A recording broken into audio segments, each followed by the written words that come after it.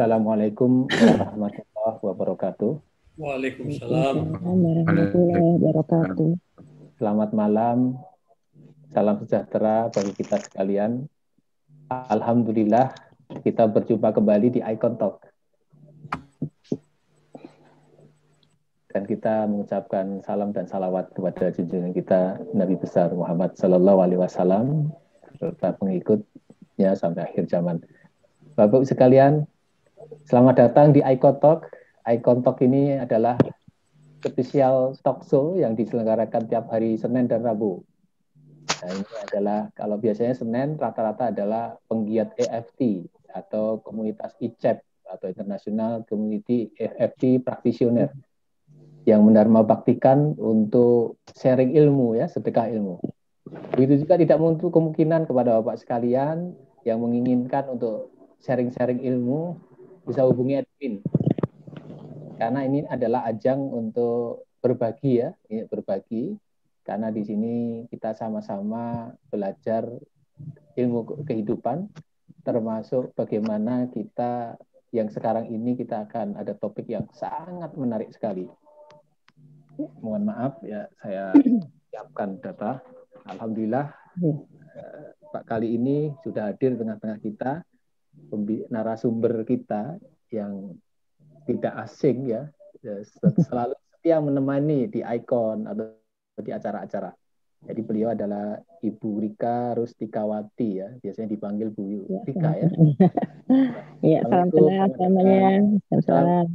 Ya. Baik Bapak Ibu sekalian, kita ini sudah mulai acara. Nanti ini judulnya adalah kekuatan spirit of forgiveness, atau memaafkan, ya. Memaafkan. Ya, ini mudah diucapkan tapi aduh ini susah ucapan saja, ya, tapi di hati nggak ini, ya, nggak ngefek. Makanya ini akan disentuh kalbu, ya, oleh Bu Rika. Nah, sebagai latar belakang Bu Rika ini saya singkat, ya, dari beliau ini rupanya sudah ini, ya, sudah lulus dari ini, ya, sudah purna tugas, ya, Bu, ya. Iya. Dan beliau kalau di swasta ini sudah pernah malang melintang di PT Industri Pesawat Terbang, ya, di Bandung, ya. Mitra Pendawa Santosa, PT Vista, Toristama, ya. Pariwisata itu.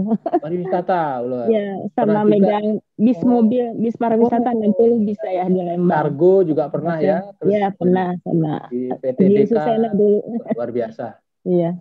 Terakhir di riset. Sekali nih. Terakhir di riset, di perkebunan pernah. Gitu, ya. Ya, alhamdulillah. Kalau flashback ke belakang lagi sebelum bekerja, beliau memang memiliki, dan sekarang, ya, beliau seorang akuntansi, ya. Dan pendidikan akuntansi dari seorang akuntan juga. Dan beliau mengembangkan diri dalam pendidikan non formal itu seperti yang sekarang ini sebagai EFT trainer, termasuk hipnosis, ya, training of amazing trainer, training of public speaking with Maha Linguistic Program dengan Republik Motivasi Indonesia, termasuk MLI for High Class Selling, banyak sekali ini. Kemudian rahasia menjadi seorang motivator. Ada lagi training smart trainer, intuitive writing training, hypnotherapy basic, and advanced DOT NLP, Neo NLP Associate. Luar biasa. Terus bagus. Tidak berhenti belajar ini. Jadi ini semangat muda banget ini yang perlu dicontoh ini. Tapi nggak apa-apa nih. Makanya karena beliau sangat jadi semangatnya milenial ini beliau nih. Usia senior. Masih belajar sampai sekarang, bagus. Saya masih terus ini melengkapi. Ya. Baik, kita akan belajar tentang bagaimana kekuatan memaafkan sebagai buah pengalaman dari beliau. Yuk kita sharing bareng-bareng. Kami persilahkan, langsung saya share screen. Ya, boleh. Terima kasih. Silakan. Ya. Suara saya cukup jelas, bagus. Jelas. Oh ya, alhamdulillah. Ya. Assalamualaikum semua yang hadir di sini. Alhamdulillah, ya, kita silaturahim di malam ini. Mudah-mudahan nanti yang saya sampaikan menjadi manfaat dan berkah untuk semuanya.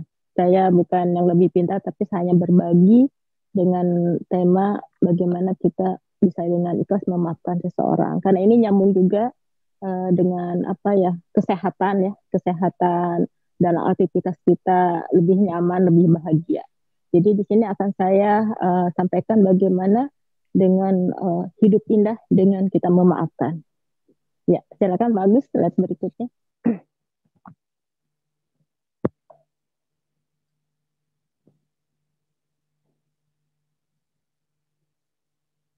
Ya, silakan bagus. Kita sendiri mungkin pernah ya, ini sesuatu hal yang sering kita memaafkan seperti itu.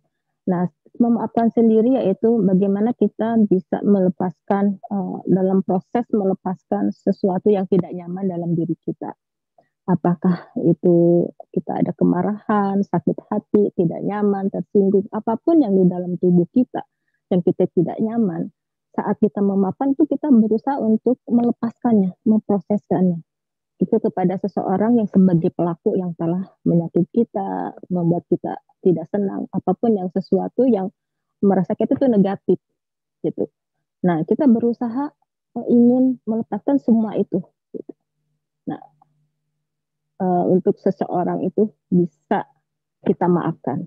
Ya, slide selanjutnya Pak Gus.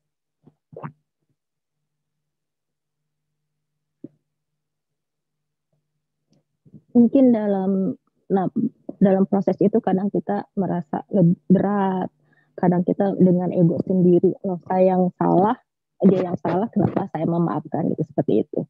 Nah, dengan proses kita untuk melepaskan semua rasa tidak nyaman dalam diri kita itu kita memproses bagaimana untuk mengolah diri kita sebagai subjek dan kita ini bagaimana dengan memaafkan itu menjadi muara cinta kasih, cinta kita. Kita mengasihi diri kita sendiri, membahagiakan kita sendiri. Nah, saat kita melawan kekuatan ego kita, bahwa kita nggak bersalah, kenapa harus memaafkan gitu. Nah, itulah yang akhirnya menjadi kemenangan terbesar kita. Karena kadang-kadang kalau kita dalam proses marah itu, kadang-kadang ada perlu perlawanan dalam diri sendiri. Kita merasa pelaku itu yang terus menyakiti gitu. Jadi cukup berat sebetulnya kalau kita tidak berusaha untuk memaafkan seorang itu. Yang diingat adalah bahwa orang itu telah bersalah kepada kita, telah menyakiti kita seperti itu. Sehingga kalau rasa bersalah, rasa perasaan marah kita, dendam kita, sakit hati itu terus dipendam, itu akan menimbulkan efek ke kesehatan juga.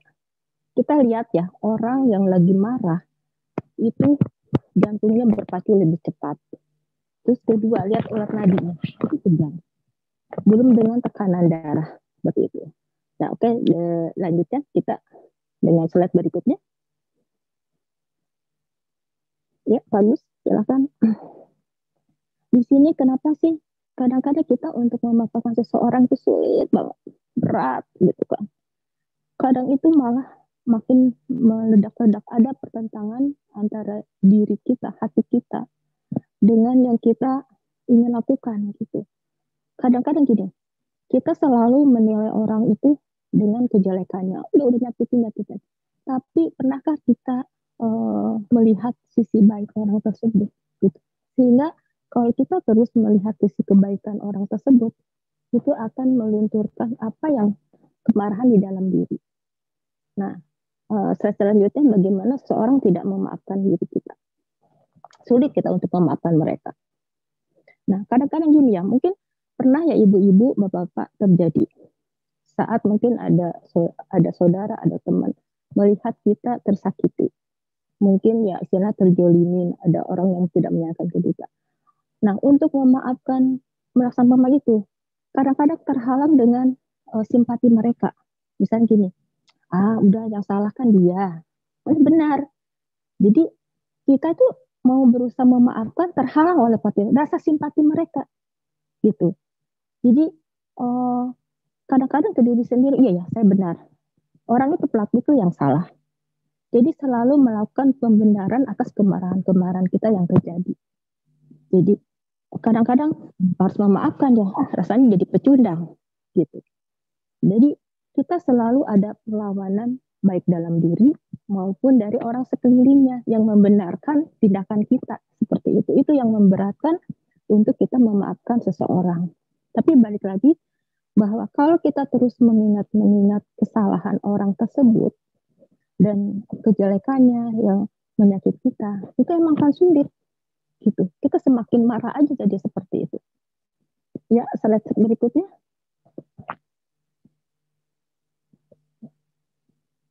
Hal ini sudah kita lakukan ya, ada riset.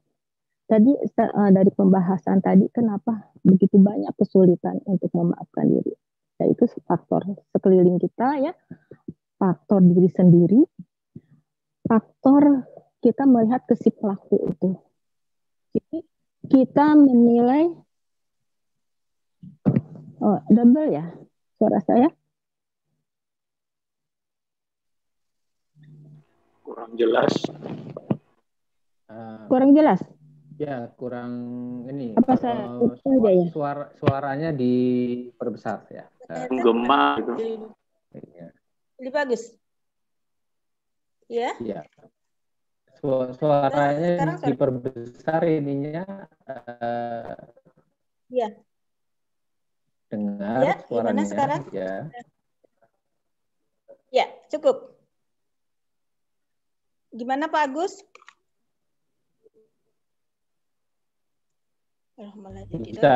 Bisa dengar.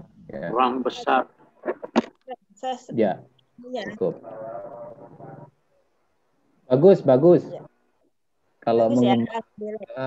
Bagus, silakan. Ada yang saya pegang aja ya.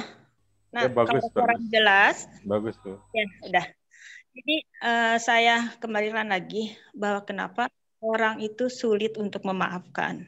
Pertama ya, itu ada pembenaran dari sekeliling bahwa apa yang kita lakukan itu benar, pelaku itu yang salah, seperti itu. Itu ada rasa simpati dari sekitar kita.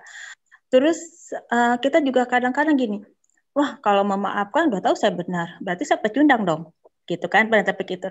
Atau gini, kita selalu mengingat-ingat kejelekan orang tersebut, si pelaku tersebut. Dia udah nyakitin saya kok, apain saya memaafkan, gitu kan, seperti itu.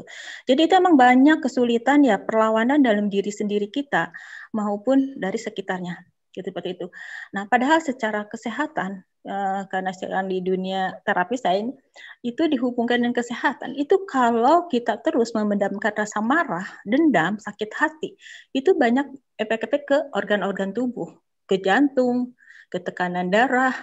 Nanti saya bahas berikutnya bagaimana fungsi dari organ-organ itu bisa terhambat karena rasa marah seperti itu. Belum kita rasa panik, stres dan segala macam seperti itu.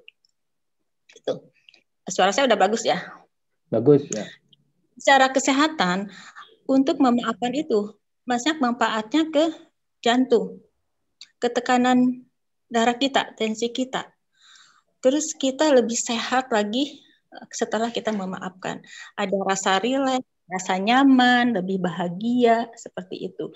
Terus kita akan melakukan semua aktivitas yang kita itu akan lebih nyaman lagi gitu dibandingin kita jengkel, marah seperti itu.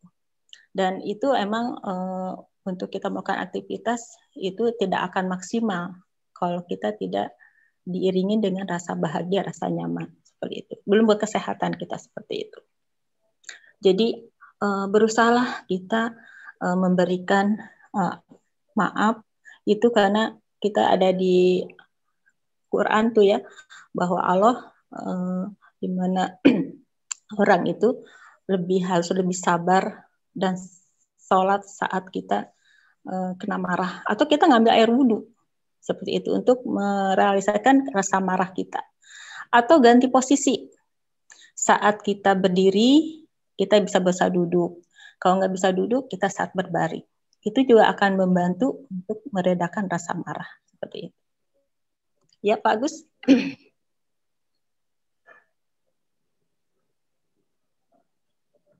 Nah, cara menghilangkan, tadi kan bagaimana ya sulitnya untuk memaafkan. Terus cara menghilangkan dendam dalam Islam adalah memaafkan dan menerima dengan lapang dada. Selalu berpikir positif bahwa sesuatu yang menyakiti kita itu mungkin merupakan teguran dari Allah Subhanahu wa taala. Bermuhasabah dan kita beristighfar. Kita merenungkan diri sendiri. Gitu. Saat mungkin tengah malam atau apa. Kenapa ini terjadi? Kenapa orang begitu perilakunya? Adakah sesuatu yang mungkin diri kita sendiri yang ada salah atau ada ucapan yang menyinggung gitu. Jadi kita kembalikan ke diri kita sendiri seperti itu. Mengingat Allah dan berzikir. Sambil kita juga berdoa bahwa Allah itu akan mengadukan kemuliaan kepada hamba yang pemaaf. Karena Allah sendiri Maha Pemaaf dan Maha Pengampun. Jadi teruslah kita bermuhasabah diri, merenung diri. Jadi kita tidak bisa mengontrol diri kita. Kalau kita terus merasakan sakit dan sakit, itu akan menumpukan rasa marah seperti itu. Jadi menghilangkan rasa itu kita dengan yang saya disampaikan bisa juga dengan kita mengambil air wudhu seperti itu. Atau kita berusaha dengan napas, menenangkan diri, rileks. Kalau misalnya biasa punya tahu dengan kita dengan tapping gitu. Nanti ada kita pelatihannya seperti. Ya silakan Pak Agus. Ya silakan.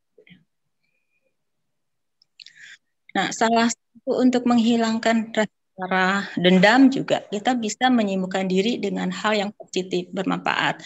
Mungkin kita bisa baca buku yang positif, kita baca Quran, apapun itu aktivitas yang bermanfaat yang bisa menghilangkan rasa marah kita. Jadi lebih yang bernilai manfaat. Nah, tadi saya bilang tadi barangkali jangan mengingat keburukan seseorang yang pelaku kepada kita. Seseorang melakukan keburukan kepada kita bahas dengan kebaikan, itu kadang-kadang akan menggunakan hati pelaku tersebut. Dia akan merasa, aduh kok udah diperlakukan tidak nyaman, tapi kok masih baik. Ya insya Allah itu mungkin akan menjadi kita lebih nyaman orang tersebut. Mungkin malah orang tersebut yang meminta maaf kita seperti itu. Banyak hal yang terjadi seperti itu. Nah, kita juga harus memahami kalau orang telah berbuat keburukan kepada kita dan kita balas dengan keburukan, apa bedanya dengan orang tersebut gitu. Jadi lebih baik kita memaafkan atau kita dengan lapang dada selalu mengingat kebaikan-kebaikan orang tersebut. Cobalah nanti kita berpikir panjang bahwa jika kita menaruh dendam ke seseorang, kita juga pasti sulit untuk berbuat adil kepada orang tersebut. Karena kita selalu mengingat, oh pernah jahat ke saya, dia pernah berbuat kepada saya seperti itu. Sehingga untuk buat baik tersebut akan terus terhalang. Jadi disinilah kunci kenapa orang yang terus marah, terus berdendam. Untuk bahagia agak sulit. Karena itu emosi negatifnya masih disimpan situ. Kalau melawan bahan dasar, itu kalau terus berlangsung itu akan menimbulkan efek juga ke fisik. Bisa orang tersebut bisa juga dengan pemarah, dengan dendam itu bisa ke tensi naik, jantung atau apapun dengan kesehatan seperti itu. Beda dengan orang yang udah lapang dada, bahagia, nyaman. Otomatis sel-sel tubuh kita akan lebih positif. Kita lebih rileks seperti itu. Ya, terus bagus. Suara saya masih jelas? Ya. Jelas? Ya. Kita sesi tanya jawabnya kepada materi aja ya. Ya, diselesaikan. Mengenai emosi dalam Islam. Ya silakan Pak Agus. Slide berikutnya lagi. Nah, tadi yang sudah sampaikan ini bahwa untuk merubah dari rasa marah kita lebih nyaman, lebih tenang ada dengan merubah posisi. Saat kita marah kita berdiri, cobalah duduk. Masih juga belum, cobalah berdiri. Apapun itu perubahan posisi itu akan meredakan sedikit perlahan, mungkin ada yang bisa langsung dengan kita narik napas, rileks, langsung kita duduk, langsung kita berbaring. atau apapun perubahan positif seperti itu. Ya. Nah, itu kita sebagai orang Muslim ya, kadang-kadang lagi di rasa marah yang luar biasa, kita emosi, kita panik, stres, cobalah ambil wudhu. Itu akan menenangkan hati kita. Karena kita berinteraksi dengan atas. Jadi saat kita baca doa, saat itu kita disiram muka kita, siramkan muka kita, itu akan membuat adil. Seperti itu. Itu pernah saya lakukan itu. Jadi bisa ademkan dengan berwudu. Ya. Nah, ini ada ayat-ayat Quran bagaimana memaafkan. Ya. Kita lihat di surat Al-Imran di 134. Saya bacakan. Dan orang-orang menahan amarahnya dan memaafkan kesalahan orang, dan Allah menyukai orang-orang yang berkebajikan. Nah, itu sudah ada firman Allah di Al-Quran. Bahwa Allah itu senang orang yang berbuat kebajikan. Jadi kita berusaha untuk selalu bisa memaafkan seorang walaupun tidak nyaman ke hati kita. Seperti itu. Ya, silakan.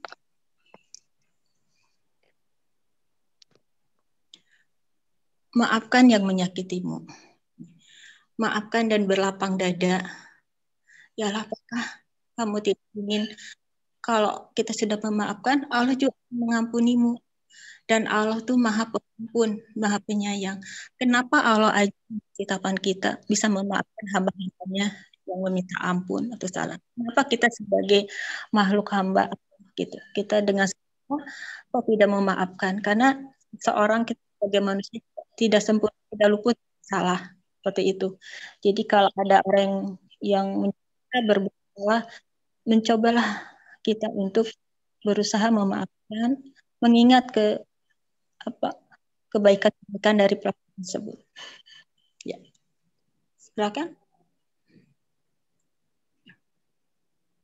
Nah, ini juga ada dari cuplikan dari firman Allah dari surat Al-Baqarah. Ya. Wahai orang-orang yang beriman, mohon pertolongan kepada Allah dengan sabar dan sholat. Sungguh Allah orang-orang yang sabar. Jadi saat kita juga tempat dengan tidak nyaman, rasa ke seorang yang menyakiti kita berusaha dengan sabar, sholat, ya seperti itu.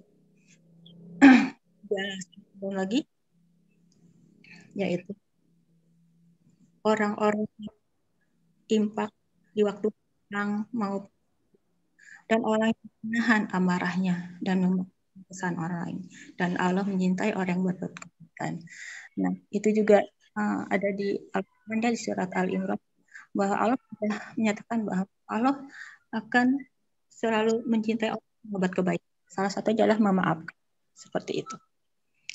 Jadi saat kita marah, kita berusaha untuk menenangkan diri dengan menarik, berubah posisi maupun dengan wudu, atau kita melihat kebaikan orang tersebut.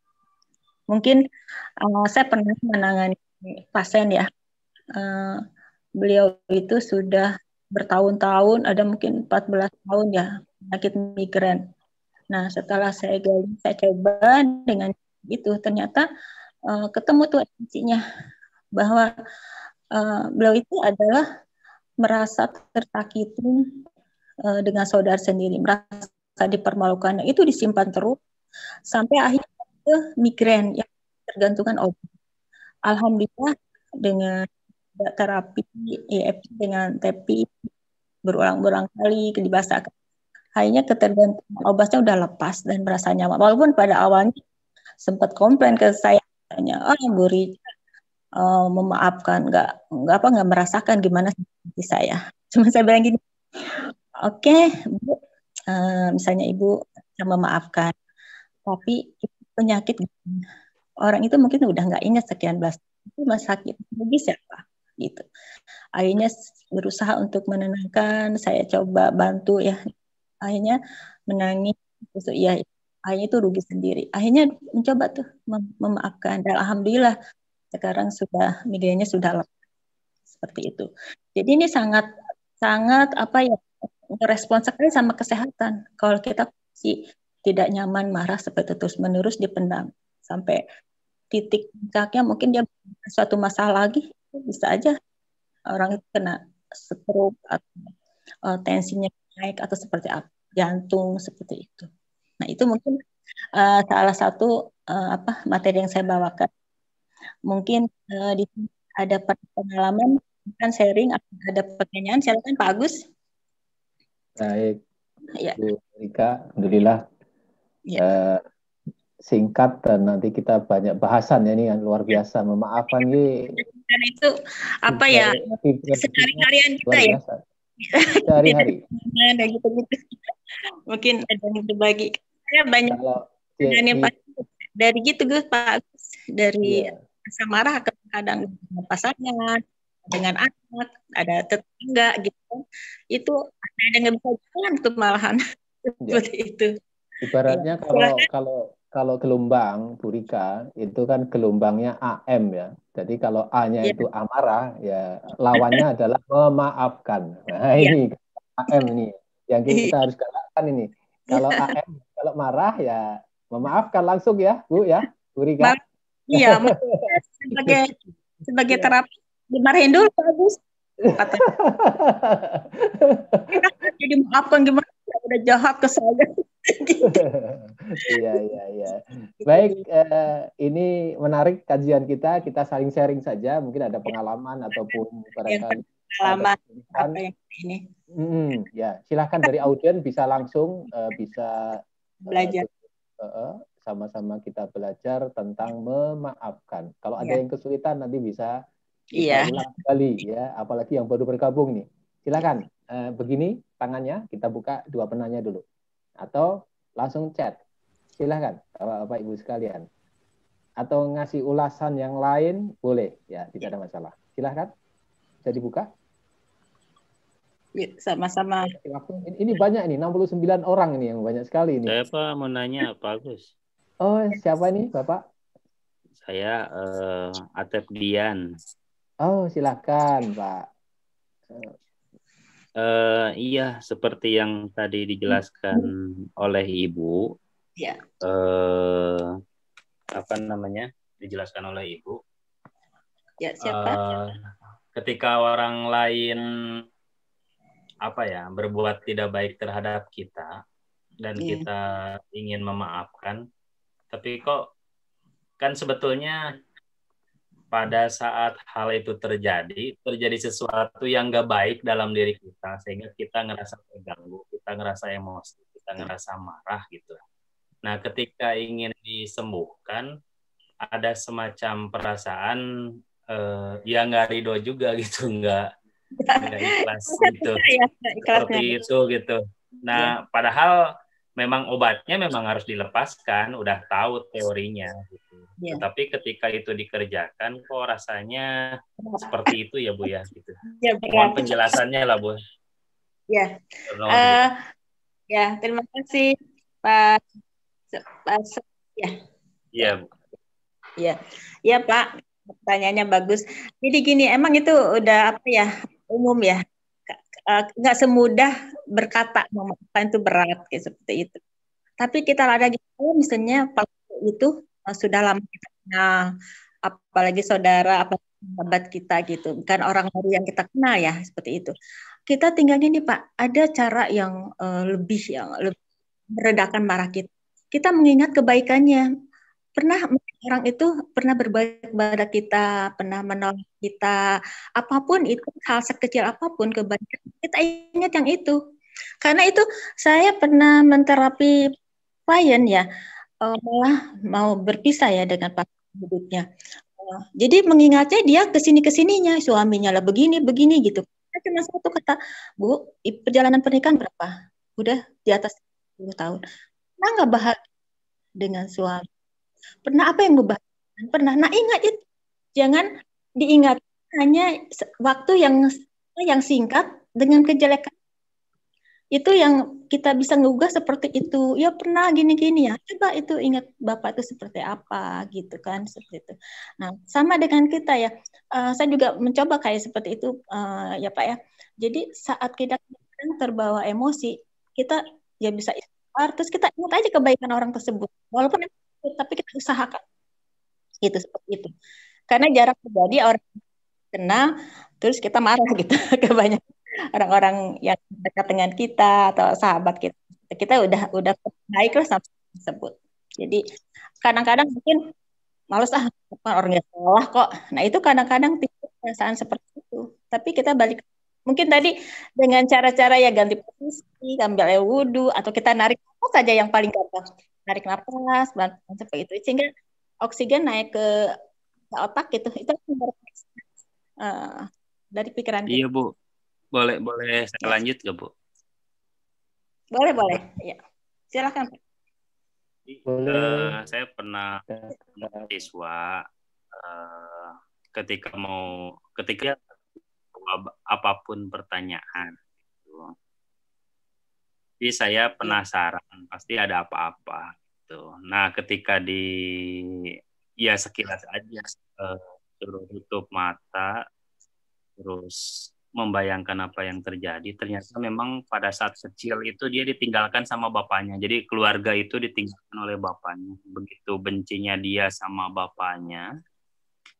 Ini belum di terapi ya Bu. Memang arahan itu tampak di matanya sampai dia itu akhirnya sabotase diri, suka main judi online gitu Bu, walaupun mahasiswa gitu, sampai seperti itu gitu.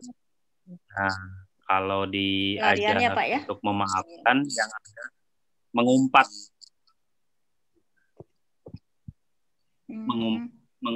yeah. ayahnya itu. Dia belum saat itu yang ibu ajarkan gitu, karena tiap kali meminta dia untuk kebaikan ada maka sumpah yang keluar. Mungkin gitu Bu. Terima kasih Ibu. Iya. Kadang-kadang gini Pak, latar belakang kadang-kadang suka ada anak pemarah ya, anak emosi nggak bisa diatur gitu. Terus yang udah sampai remaja, belakang juga Pak, latar belakang yang kita harus memahami juga. Oh dia itu ya sering dilalui dengan kehidupan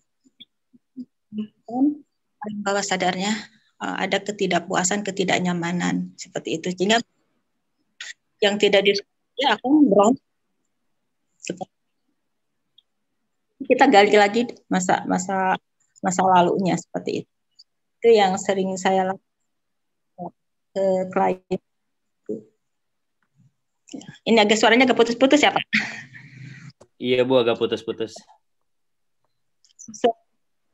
Iya, ini agak sinyal. Iya. Ya.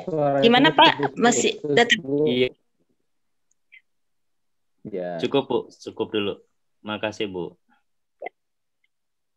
Ya, sama-sama. Baik, ada yang lain? Silakan. Ini ada sebagian pernah mengenali EFT Pak atau baru? Ya. Kita masih ya.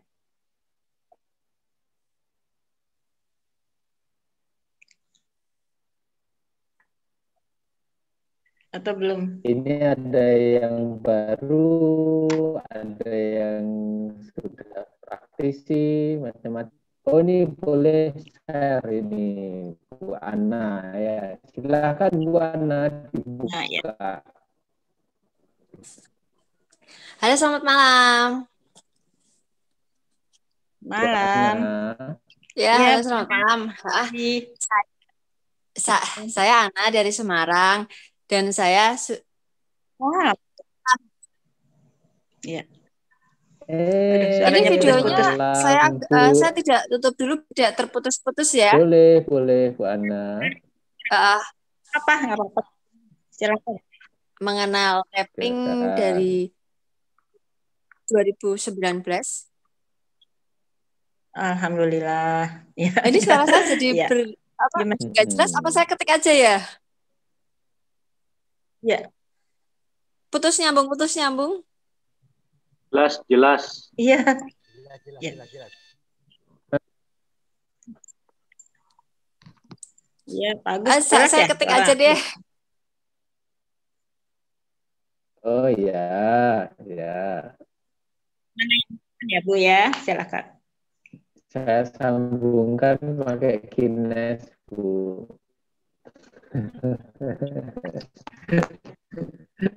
Ya, boleh. Yang lain silakan. Ya, iya. Hati yang kurang bersih tadi itu, makanya perlu di-detox.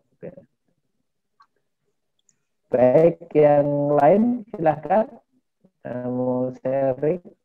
Buat Anda lagi ngetik ya. Pak Nur Alam, Ya. silahkan Pak Nur Alam, silahkan. Terima kasih Pak Agus. Silahkan. Saya cuma mau tanya, apakah Ya, ada silakan, Pak. semacam latihan untuk menghilangkan rasa dendam itu, atau bagaimana mengikis sedikit demi sedikit perasaan dendam itu sehingga lambat laun bisa dimaafkan? Karena ada seseorang yang mungkin temperamen terlalu tinggi sehingga sangat lupakan kedongkolannya, kekesalannya terhadap orang yang menyakiti hatinya. Sehingga pernah ditanyakan kepada saya, adakah latihan-latihan atau strategi atau tips untuk menghilangkan secara bertahap rasa dendam? Ya. Dan rasa dendam yang sudah lama ya Pak Nur? Seseorang sudah lama yang tersakitin gitu. Ya. Terima kasih. Ya. Tadi ya, oke saya jawab ya Pak Nur. Sebenarnya kita ini di komunitas EFT ya, kita ada cara kita dengan mulai testing.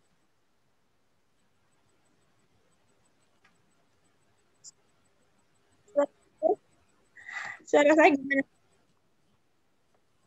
Bergema ya? Suaranya tidak kedengaran. Pak Agus? Timbul suara saya ini ada gema-gema juga. Sinyalnya agak kurang. Dua HP atau satu? Iya. Iya. Pak Agus, gimana suara saya? Satu HP suara saya? Atau dua, Bu? Bagus. Bisa jelas. Sudah bagus ya? Ya. Kalau dua HP biasanya begitu. Kalau bisa, Bu, jelas silakan, suaranya Bu, ya. Jelas Bu. Di tempat saya jelas, lanjut. Iya. Oh ya, jelas. Ya. Ada gemanya putus-putus. Lanjut. Jadi yang dengan muhasabah diri, merenung diri ya. Terus kita juga berusaha dengan tadi, tapi kita nih di komunitas kita dengan melalui jadi kita mengakui dulu ya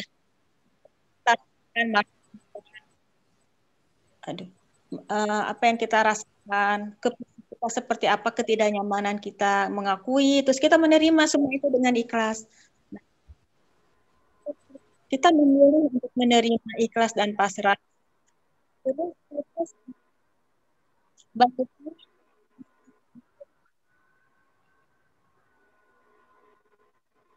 memilih untuk kita nyaman seperti itu.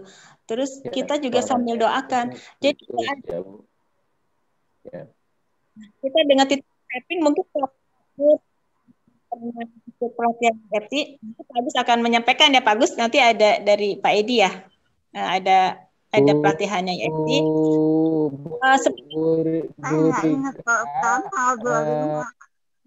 Suaranya Bu Rika, videonya di off, Bu. Videonya di apa aja ya? Off saja. Di off, nggak apa-apa. Karena impact ini ya. Ya, gimana setelah di off? Ada lumayan ya? Silakan, Bu. Sebetulnya Pak Nur ya, yang pernah satu yang bisa melepaskan Kalau kita mengenal orang itu mengenangnya, mengingatnya yang kebaikan-kebaikan orang tersebut.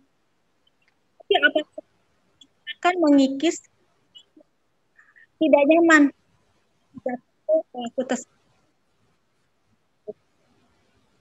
Jadi saat kita oh dia pernah baik, oh pernah menolong, pernah apapun yang sekecil mungkin lebih seperti itu.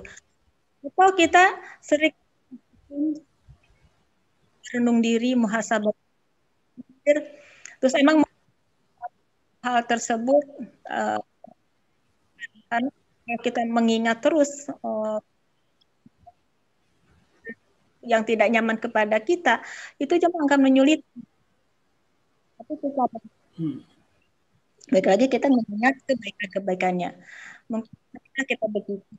Nah, kalau pernah mengenal itu dengan tapping, itu yang kita lakukan, kemarahan kita seperti apa saat terus kita menerima ikhlasnya itu.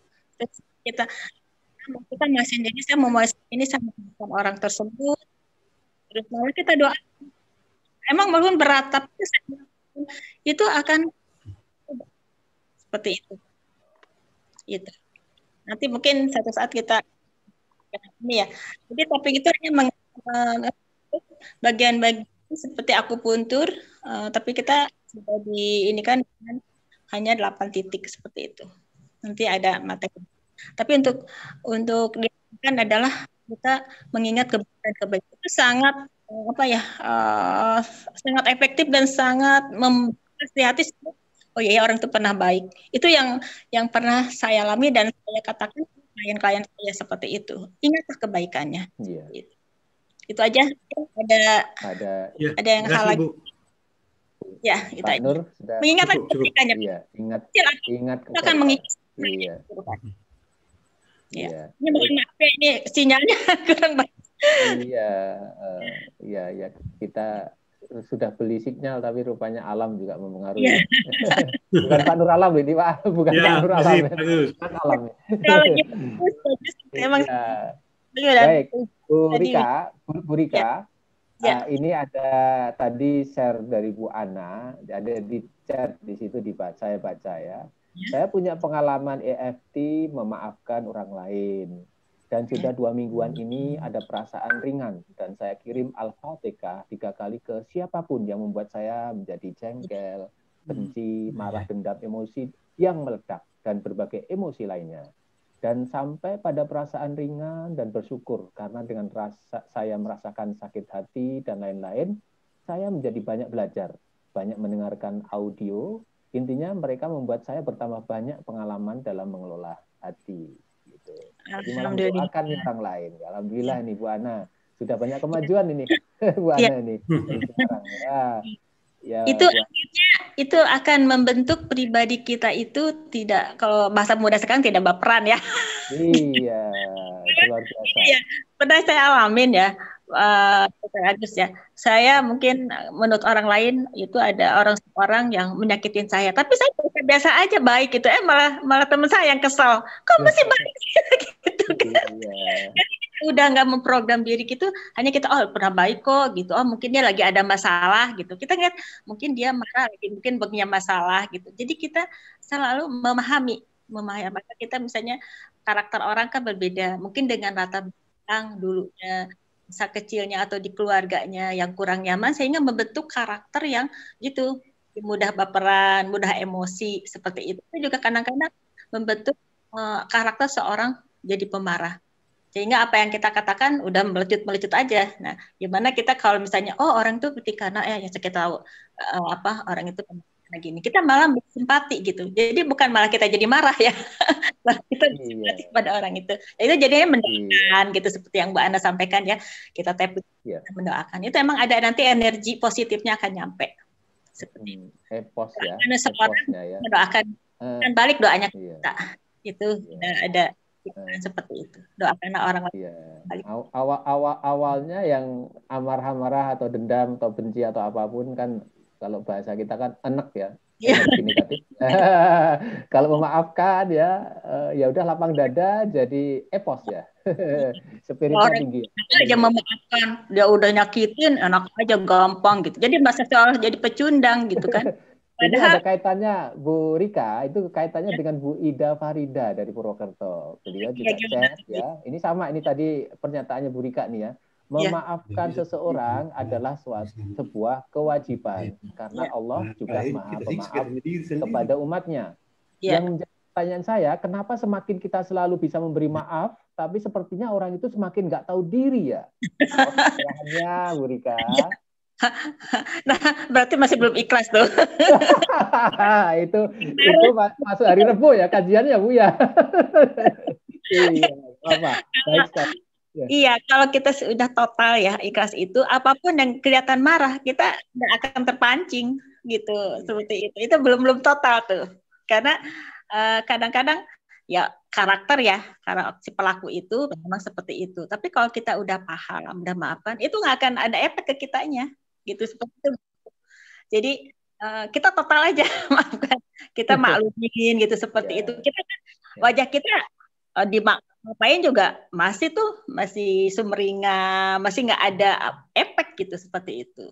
Jadi kita lapang dada aja, dan kita sudah dari awal memaafkan, kita udah paham gitu. Jadi itu tidak akan kena kepada kita.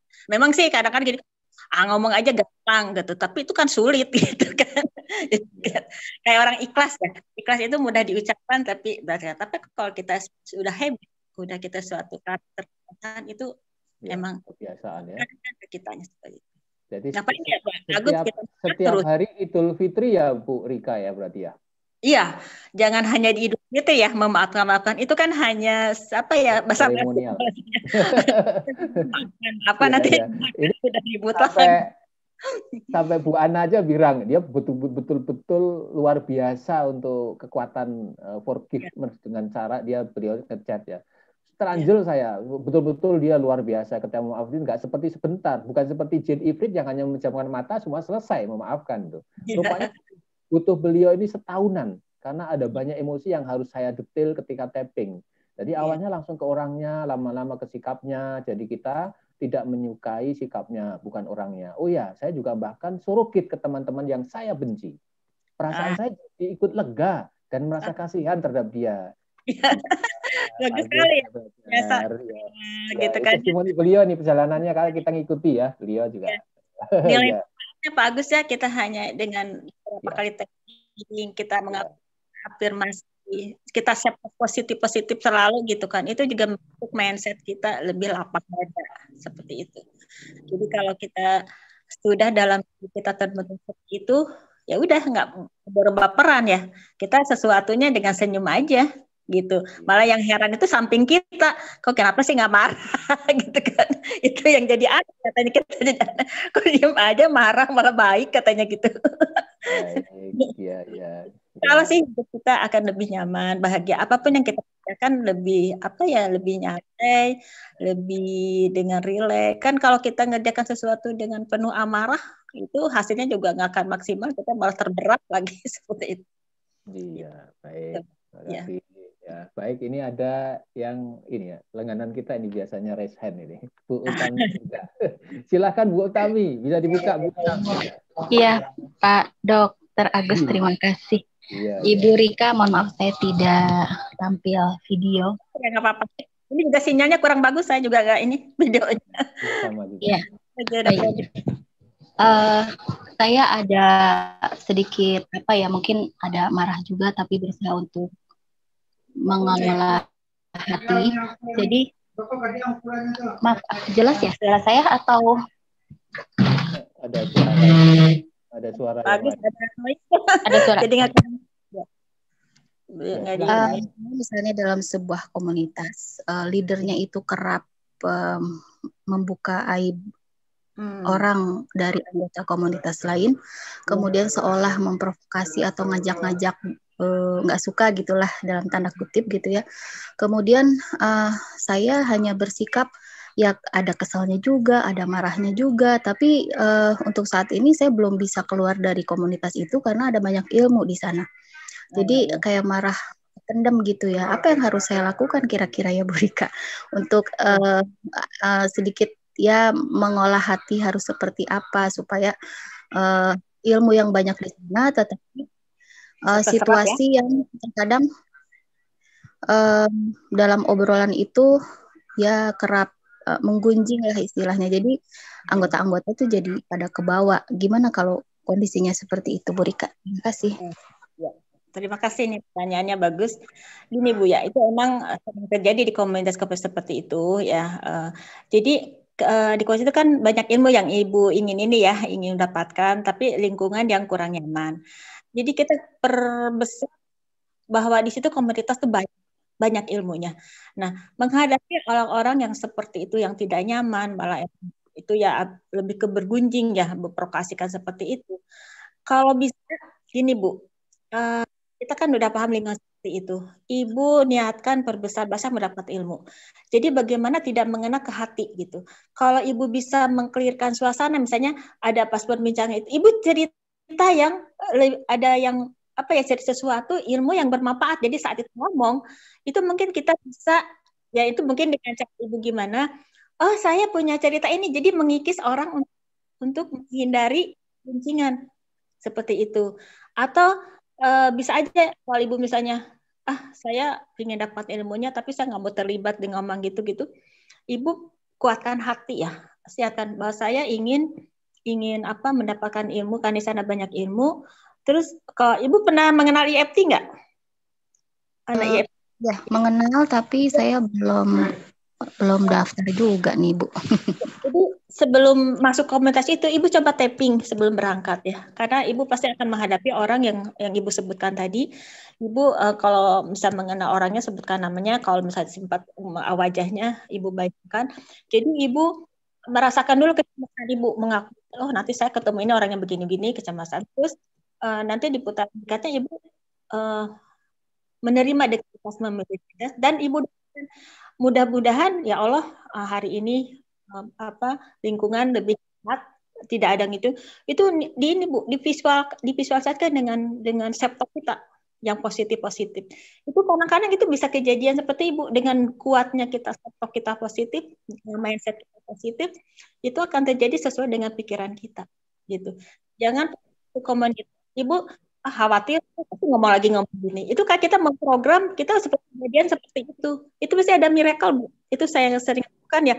Saya pergi ini kayaknya mendung nggak hujan, tapi setelah aja seperti itu. Atau kondisi macet, nanti juga macet. Kita kuatkan dengan mindset kita yang positif. Insya Allah mungkin itu pas doa kita lagi berpikir Allah memberikan mengabulkan seperti itu.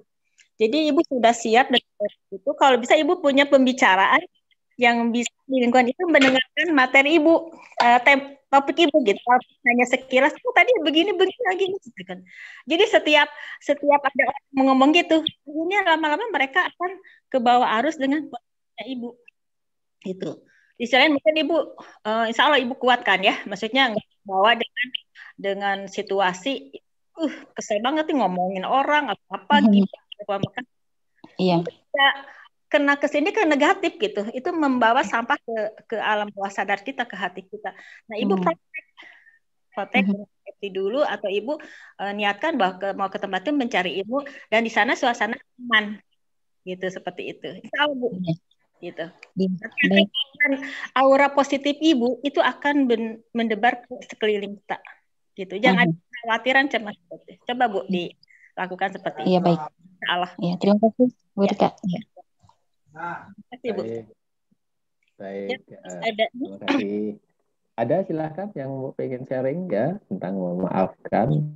Kajiannya bisa kita itu membantu sektor positif kita gitu kan, ke seseorang itu akan membantu kita lebih lebih nyaman, hati kita tidak akan terkena pengaruh negatif, maksudnya negatif itu omongan kena dengan kita sendiri gitu. Iya, impact-nya tadi kalau menyumbat menyimpan rasa yang jengkel dan yang lain-lainnya, dendam, emosi tadi kan impact-nya kan ke sistem darah sama tadi jantung ya, termasuk paru-paru barangkali ya. Tensi tadi.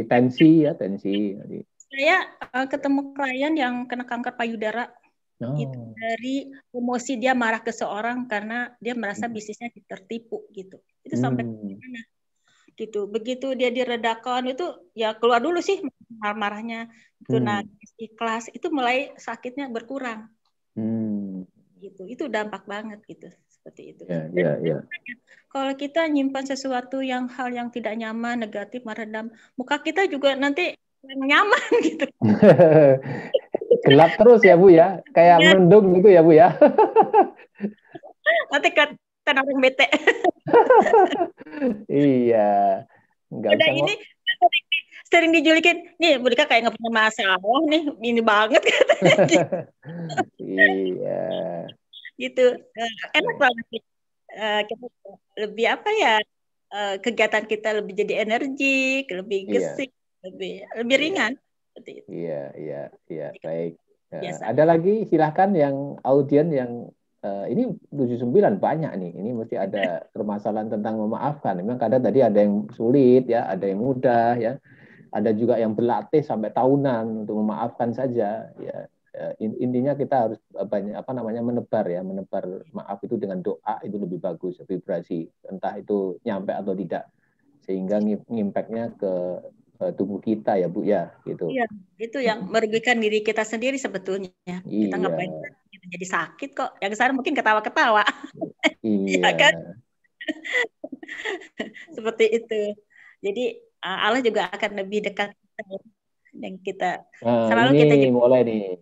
Bu Yatvi ini ada nih. Ya, Bu Yatvi, ini mohon izin bertanya, beliau chat ya. Bagaimana bersikap kepada orang tua yang usianya kurang lebih 85 tahun, di mana beliau sering menceritakan kemarahan kepada anak, cucu, dan orang lain yang membuat kecewa beliau. Apabila anak cucunya meminta untuk sabar dan tidak bersikap seperti itu, orang tua merasa anak cucunya tersebut galak, padahal cara menyampaikannya sudah lembut dan baik. Bagaimana sikap yang terbaik, Bu? Gitu. Buat orang tua ya?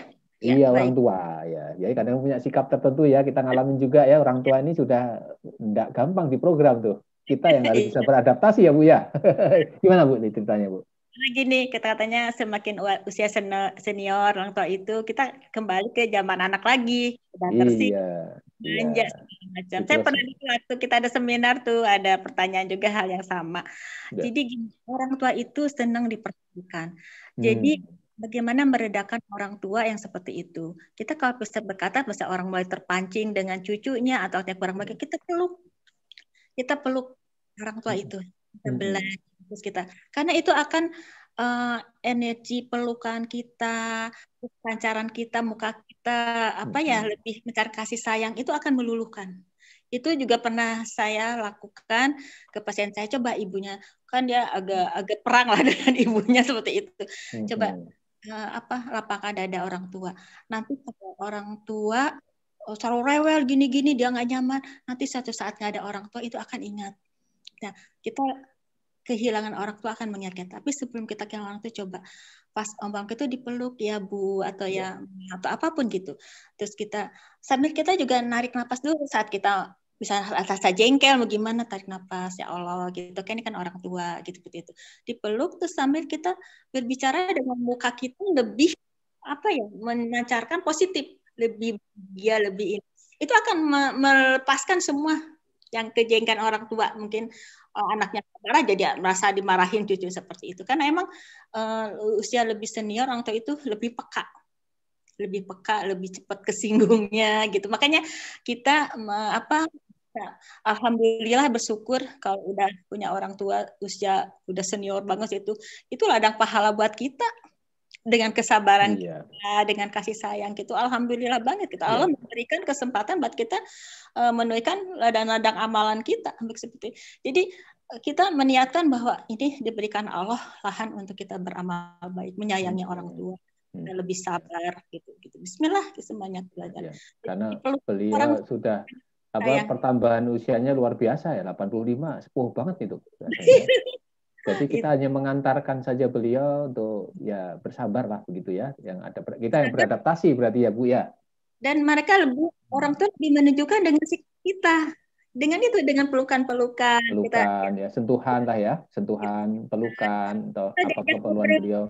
sukanya apa gitu dan sukanya apa kita malah karena itu kayak seperti ke anak lagi, karena kan senang diperlakukan seperti itu, diperhatikan gitu. Jangan orang tua itu misalnya kadang-kadang makanan kita keluarin aja tersinggung, diduluin gitu. Kita ada kejadian seperti itu, marah. Padahal kita mungkin nggak maksud ke sana, tapi orang tua kan mengamatin. Itu aja. Kadang-kadang barang-barang yang beliau ada di tempat tidur dipindah aja kan langsung ini ya. Iya, jadi kita harus tahu diri lah. Dipindah, niat kita membersihkan tempat tidur, tapi karena dipindah lah gitu. Jadi inilah kesalahpahaman ya. Ini memang perlu pengelolaan ya, karena orang tua memang ya sudah. Saya ngalamin ini bagus almarhum orang ibu saya. Saya kalau pulang ke Bandung, saya beres-beres. Suka kalau ada saya diberesin dulu, suka dibuangin. Padahal emang nggak udah. Iya, begitu. Saya nggak disempetin dulu. Iya, sama nih Bu Yadvini pengalamannya gitu. Iya. Tapi ya udah nggak ada, sekarang saya sedih gitu kan. Malah sedih ya. Ya ingat masa-masa itu ya. Baik, sama. Nih diusap-usap baunya, selain itu dipeluk ya kan. Udah seperti anak-anak. Jadi kita yang harus bersabar ya. Kita bicara kesukaannya itu apa? Kesukaannya apa? Ini berbinar. Baik. Ini ada Bu Turnasih, salah siapa namanya ini? Bentar, saya Bu Turnasih Hadi ya. Nah ini maaf ditolak sepertinya nih judulnya. Kalau kebaikannya gimana Bu Rika? Jadi gini, saya dianggap salah karena saya muda. Jadi saya ada salah paham sama tante. Saya datang minta maaf, tapi tante saya malah tambah marah dan nggak mau maaf gitu loh. Bagaimana ya Bu untuk menyikapi ini? Jadi malah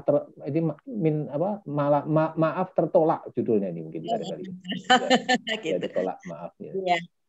Itu ya emang pas kita ingin niat baik ya, ingin minta maaf. Jadi ini terbalik ya. Judulnya kita mau memaafkan orang susah, sekarang kita minta maaf ditolak seperti itu. Itu memang adalah kasus-kasus itu dengan niat baik kita. Nah, untuk merilis hati kita yang mungkin juga nggak nyaman ya, minta maaf kok ditolak malah lebih marah lagi gitu.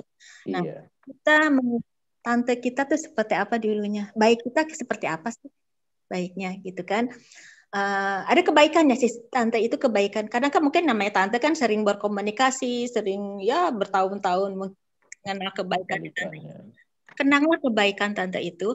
Terus kedua, mungkin tante itu kenapa sih minta maaf kok ditolak? Mungkin tante itu punya problem gitu kan. Ada sesuatu yang tidak menyenangkan di diri tante itu sehingga impasnya ke kita gitu. Dan kalau kita sudah memahami begitu, kita ini akan lebih terproteksi dari rasa marah kita, rasa kecewa kita. Mungkin itu kita maafkan malah dia marahin, kecewa ya, kesal segala macam, pasti tidak nyaman gitu. Mungkin awal gitu. Nah, untuk memaafkan ke diri sendiri kita supaya kita lebih nyaman. Pertama setelah kita nggak enak, tarik nafas, terus relax, terus kita kenang kebaikannya tante tersebut, kebaikannya. Nah, udah gitu mungkin ada waktu lah yang senggang, kita peluk dari belakang atau apa ya tante. Saya ingat tante ini suka nih dengan apa yang kita lalui seperti itu. Jadi kita yang lebih mengalah, karena kan tante pasti usianya di atas ini ya, makan ya seperti itu. Nah, itu terpilih hal yang tidak nyaman adalah kita mengenang kebaikan tante, apa yang pernah dekat dengan tante itu. Terus mungkin lagi kondisi apa tante sekarang sampai seperti itu gitu. Nah, kalau misalnya kita udah enak, kita bisa ngulang lagi minta maaf dengan hal kondisi yang berbeda. Insya Allah ya, semua niat-niat kita yang positif itu ada. Nah, kita bisa, kalau misalnya itu dengan tapping, kita niatkan ya Allah, kita misalnya mau datang lagi ke tante minta maaf, kita doakan tante minta disolehkan hatinya, dibukakan, itu akan ada energi positif yang akan nanti kena ke tante tersebut. Dan kita dengan muka kita yang maksudnya kita yang muka lihat kecewa atau sedih, dimaafkan, kita dengan muka kita yang sumringah, yang penuh senyum gitu kan. Maksudnya orang senyum dicemberutin, dimarahin kan enggak, apalagi itu keponakan. Itu coba seperti itu. Jadi kita mengenang kebaikan tante dengan sayang, kita tatap, kita kalau beda kesempatan kita pelukin tante kita seperti itu. Kalau dipegang tangannya, apapun itu bisa. Ekspresikan apa yang kita positif, itu akan mengalir ke tante. Itu makanya kan ada ketawa menular, ada kesedihan menular. Itu karena energi-energi itu kan berbaur di sekeliling kita. Kalau kita positif, yang membawa ke positif gitu. Seperti itu. Ya, mudah-mudahan bisa terbantu. Silakan lakukan seperti itu. Iya, baik. Terima kasih Bu Rika. Mudah-mudahan jawabannya bisa ini ya Bu Narsi ya, bisa jelas ya. Ini Pak Hikmah hanya menambahkan tadi masalah orang tua ya. Tadi kalau beliau Pak Hikmah beliau mengatakan di chat, saya lebih suka mengikuti kemauan beliau saja. Biarlah hal itu bisa menyenangkan beliau. Ya. Dalam hal ini kita wajib harus mengalah. Ya, gitu. Itu bagus itu. Setuju ya. Menyenangkan hati orang tua dulu. Gitu. Kalau kita lebih ego sendiri itu nggak akan titik temu karena orang tua juga nggak mau ngalah gitu. Kita ada jadi kesal gitu kan. Kita lebih mengalah. Insya Allah itu kebaikan. Sebagai kita yang lebih muda itu kebaikan buat kita. Baik, iya. Begitu, ada yang langsung bertanya langsung, mumpung ada Bu Rika, ini dalam hitungan menit kita akan sudahi sebelum karena pembicaraan ini sangat bermanfaat ya bagi kita semuanya. Silahkan, ada audiens satu penanya lagi yang langsung live gitu. Karena kekuatan memaafkan sebenarnya kan kita peristiwa masa lalu kan nggak bisa ini ya, nggak bisa hilang ya, pasti terjadi ya. Hanya memaafkan saja nggak gampang gitu loh ya Bu ya. Iya, ya padahal memang tidak bisa berulang kasus itu, tapi kita hanya sepenggal kata-kata maaf, kenapa kita bisa lega gitu ya. Itu uniknya kata memaafkan ya. Iya, jauh stres bagus kita apa. Jadi kita bagus. Ini Bu Pak Oti ya, Pak Oti penanya terakhir nih. Silakan Pak Oti, sharing juga boleh, silakan Pak. Ya. Baik, terima kasih kesempatannya. Assalamualaikum warahmatullahi wabarakatuh. Waalaikumsalam. Bu Rika, untuk ya, Oti senang sekali bisa hadir. Nah, ini apa namanya? Sebenarnya apa seseorang itu yang mengganggu untuk mau memaafkan itu ya? Apakah emosinya masih ada? Iya. Atau rasa sombongnya yang muncul? Egonya ya. Atau kesadarannya, keikhlasannya, kesabarannya yang belum muncul? Sehingga sulit memaafkan ya? Ya sulit memaafkan begitu ya. Gitu kan. Iya. Saya itu aja pertanyaannya, karena memang ini banyak dihadapi oleh kita, dialami. Ya mudah-mudahan jangan sampai kita teralami lagi kan, bisa pengendalinya itu. Iya. Itu, terima kasih Pak Gus. Terima kasih. Yang disampaikan Pak Oti memang benar.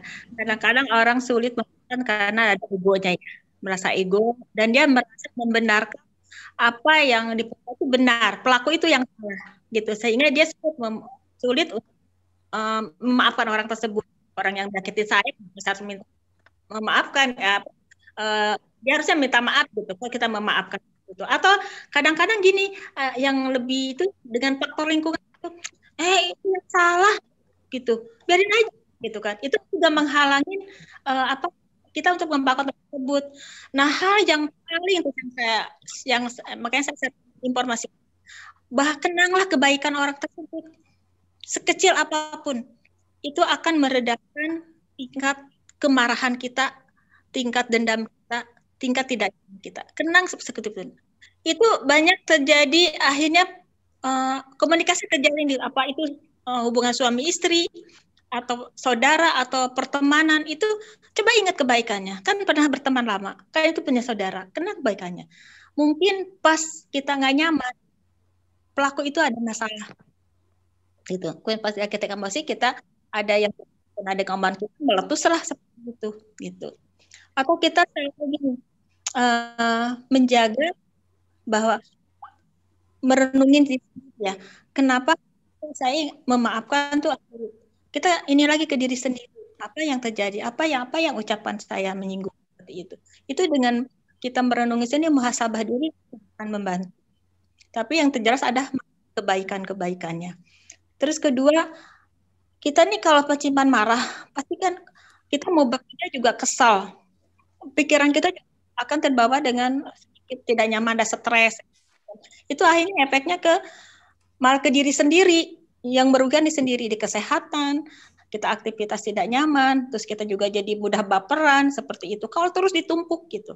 Tapi saat kita mulai ini belajar memaafkan, kita selalu mengingat kebaikan orang-orang, terus kita istilahnya tuh selalu ini kan dengan diri sendiri ya, mendoakan orang tersebut, itu akan jadi satu habit sehingga apapun yang diterima orang tidak nyaman itu gak akan langsung gitu. Seperti itu. Malah gitu, yang lucunya itu malah di sekeliling itu yang mereka, kenapa kok baik aja kan tuh udah bisanya tuh udah menjolimin, udah menyakiti kok masih baik aja. Orang pada heran, padahal kita udah nggak ada apa. Nah kita tinggal bilang aja, enggak kok saya maklum orang begini-begini gitu. Dia lagi kondisi lagi ini. Kita hanya komunikasi bisa terjalin. Itu Pak Oti yang bikin kita emang semangat karena ego kita. Kita merasa di posisi yang benar, terus itu orang laku salah. Terus kita merasa jadi pecundang kalau memaafkan, apain juga memaafkan gitu kan. Seperti itu biarin. Kalau kita ingat lagi, kadang-kadang mungkin ada terbetik, ngedoain yang jelek gitu ya, balas pasti biarin nanti dibalas orang lain. Itu juga malah jadi buruk buat kita. Kita apa bedanya dengan sebelum? Walaupun kita hanya dengan pas nanti dibalas loh nanti kalau dia udah berbuat jahat kita. Kadang-kadang suka ada terpancing gitu, liatin aja gitu kan, nanti dia pasti begini-begini gitu, dan yang negatif. Itu karena amarah kita gitu. Insya Allah sih kalau kita terus mengenang kebaikan-kebaikan atau apa orang itu pernah berbaik ke orang lain dulunya, apa yang positif itu akan mengikis semua hal negatif pelaku. Itu aja. Gitu. Terus kita semua orang tuh pasti tidak luput dari diri kita sendiri pun gitu. Jadi kan kita sendiri. Insya Allah tuh pengalaman-pengalaman saya dengan terapi pasien menggali hal-hal dalam diri dulu, terus memberi kasih sayang seperti apa, itu akhirnya mereka mengakui ya saya udah emosi sama ini. Sekarang perilakunya sepak kita positif. Kita kan orang itu begini, mungkin lagi ada masalah, mungkin lagi apa gitu. Jadi kita selalu ada keinginan positif dalam diri sendiri kita, gitu seperti itu. Insya Allah itu jadi kebiasaan, kita akan ringan. Muka kita juga dilihat orang kalau nggak marah, gitu kan. Terus kita kalau berpikir juga lebih pikir, nggak pusing, karena sakit kepala, jantung, tensi itu. Kalau kita emang marahnya kita udah numpuk seperti itu. Yeah. Kita kalau itu hanya dengan pelukan aja, dengan bukan kasih sayang kayak kita ke anak. Gitu, mereka udah senang banget gitu. Itu yang ada banyak kasus dengan orang tua yang usiaan di atas 70, 80 seperti itu. Kadang-kadang ya mereka, aduh udah kesel sama orang tua, minta ini, nggak bisa diganti ini gitu. Itu kesabaran kita itu ladang pahala banget buat kita kalau berikan rasa syukur. Dan saya ada tema bersyukur itu juga satu meredakan malah kita dengan apa kondisi apapun. Insya Allah nanti saya bawakan di sini juga begitu. Baik. Mohon maaf Pak Agus ya. Untuk Bu Rika ya. Itu kan kalau dengan ingat kebaikan itu bagi dengan orang-orang yang sudah kita kenal, apalagi kenal dekat ataupun gitu ya. Tapi kalau emosi kita itu, marah kita itu kepada orang yang baru kenal, mungkin lagi di jalan dengan tidak sengaja. Nah itu apa yang lebih ini musabahnya atau mengenal kebaikan? Kita tidak tahu, orang itu belum tahu baik kan. Betul. Pikir positifnya aja. Orang baik kalau kita udah merasa bagaimana orang yang belum baru kenal. Nah kita gini, apa yang orang tidak nyaman, kita hanya gini, kita memaklumin, kita narik napas dulu, narik napas, itu akan melegakan narik napas. Oh orang begitu, mungkin lagi ada masalah. mungkin ada orang kita memahami aja mengenai kondisi kita. Terus karena kita udah sifatnya tidak terlalu terpancing gitu, kita memaafkan orang itu apa melakukan dengan mungkin orang itu lagi ada masalah di keluarganya atau ada apapun yang sehingga orang itu berbeda. Itu kita doakan aja. Itu seperti itu. Baik. Yang sering saya sampaikan dan saya lakukan gitu. Ya. Baik. Baik, Bu Rika, silakan sudah dibuka Bu videonya, barangkali sudah bisa nih sepertinya. Dan kita sekalian closing statement 1-2 menit. Silakan Bu Rika. Ya, di penutup acara, untuk hidup kita bahagia, untuk kita hidup sehat, kita lebih aktivitas kita lebih clear, lebih nyaman, berpikir kita juga lebih enak.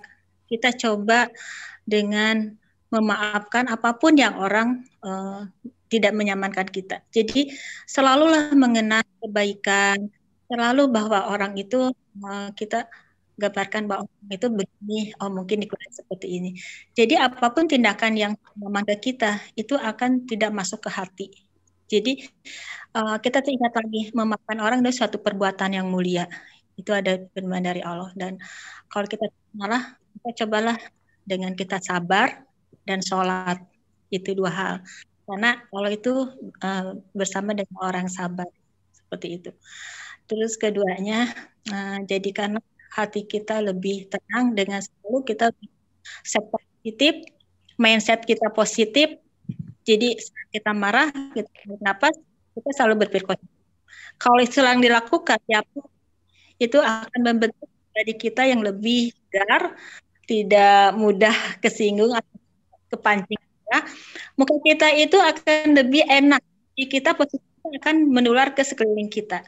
Sehingga mungkin ada orang lain juga melihat dengan kita itu ya joy aja, bahagia aja. Itu seperti itu. Yang saya dulu ada yang itu beberapa pasien yang emosional dengan melakukan seperti itu ya alhamdulillah mulai berkurang, dia mulai lebih sehat gitu kan, tensinya lebih ke arah normal seperti itu. Ya mudah-mudahan yang materi disampaikan ini ada manfaatnya ya, berkahnya. Saya juga mohon kalau ada yang salah, kita sama-sama belajar memperbaiki pribadi kita sendiri, kita membahagiakan diri sendiri, menyayangi diri kita sendiri dengan perilaku kita yang lebih positif, memaafkan orang lain, kita maklum dengan apa yang terjadi, dan kita selalu mendoakan orang tersebut. Insya Allah apa yang kita doakan orang tersebut akan kita doanya buat kita sendiri. Itu aja mungkin. Baik, alhamdulillah. Alhamdulillah khair ya, mudah-mudahan tetap ini kasih kita doain Bu Rika sehat ya, terus bisa berbagi ilmu kembali nanti ya. Terima kasih Bu Rika atas ini nanti di materi yang lain. Wawasan. Baik, kita berseri berikutnya ya. Tutup dengan doa ya Pak Bu. Ya, baik. Demikian Bapak-Bapak dan Ibu sekalian, Icon Talk di malam hari ini. Mudah-mudahan bisa bermanfaat dan kita memberi hikmah di ini dan kita belajar bareng di episode berikutnya. Besok malam jangan lupa, besok ada yang dari Master Edi tentang ini judulnya ini bisa dilihat.